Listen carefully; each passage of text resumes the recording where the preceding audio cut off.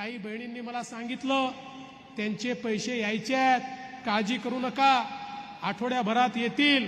फक्त एकच माझी विनंती आहे, जिल्हाधिकाऱ्यांना विनंती आहे की जवळपास आपल्या नगर जिल्ह्यामध्ये 1.5 लाख महिला अशा आहेत की ज्यांचे योजना तर पास झाली आहे, पण त्यांचं जे खातं आहे त्या खात्याचं KYC झालेलं नाही आहे आणि म्हणून त्या खात्यात पैसे चालले नाही आहेत. आमच्या त्या बहिणींना जिल्हाधिकारी महोदय आणि पालकमंत्री महोदय थोडी मदत करून त्यांच्या खात्याचं KYC करून घ्या, जेणेकरून त्यांचे मंजूर झालेले पण पाईपलाईन मध्ये अडकलेले पैसे त्यांच्या खात्यामध्ये जातील.